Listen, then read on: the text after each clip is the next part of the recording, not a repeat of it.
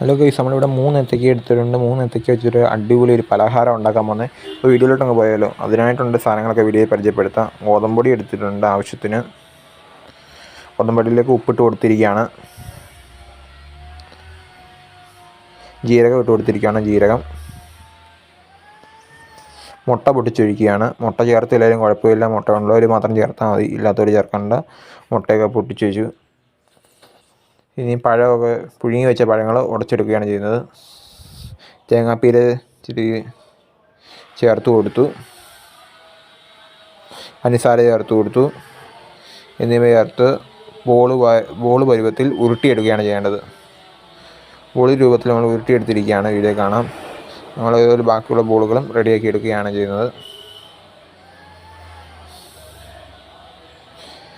ഒരു 4-5 ബോളുകൾ നമ്മൾ റെഡിയാക്കി എടുത്തിട്ടുണ്ട്. നമ്മൾ മുമ്പ് മിക്സിയിൽ പരിചയപ്പെടുത്തിയ സാധനങ്ങളെല്ലാം അരച്ചെടുത്തിട്ടുണ്ട്. ആ മിക്സെല്ലാം അരച്ചെടുത്ത മിക്സിയിൽ മുക്കിയാണ് നമ്മളിതെല്ലാം ഫ്രൈ ചെയ്തെടുക്കുന്നത്. അങ്ങനെ തവി കൊണ്ട് മുക്കി ഫ്രൈ ചെയ്തെടുക്കുകയാണ്. മുട്ടയും ജീരകവും ഉപ്പും എല്ലാം ചേർത്ത് നമ്മൾ മിക്സിയിൽ അരച്ചെടുത്തായിരുന്നു.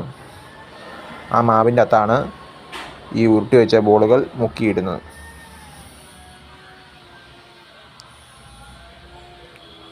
ഞാൻ ഓരോന്നോരോന്ന് ഫ്രൈ ചെയ്തെടുക്കുകയാണ്. ഫ്രൈ ചെയ്ത് ഓരോന്നോരോന്ന് റെഡിയായി വരികയാണ്. തിരിച്ചിട്ട് കൊടുക്കുകയാണ് ഓരോന്നൊക്കെ. അധികം എണ്ണ പിടിക്കത്തില്ല. നമ്മൾ വീട്ടിൽ തന്നെ ആട്ടിയ വെളിച്ചെണ്ണയിലാണ് ഉണ്ടാക്കുന്നത്. എല്ലാം ഫ്രൈ ചെയ്തെടുത്തിട്ടുണ്ട്. നിങ്ങൾ സെർവിങ് ബൗളിലോട്ട് മാറ്റിയിട്ട് കാണിക്കാം. അങ്ങനെ വീഡിയോ ഇഷ്ടപ്പെട്ട എല്ലാവരും മറക്കാതെ സബ്സ്ക്രൈബ് ചെയ്യുക. അടിപൊളി ടേസ്റ്റും കൂടിയാണ്. അടുത്ത വീഡിയോ നമ്മൾ ഇനിയും വരുന്നവരും. Bye bye guys.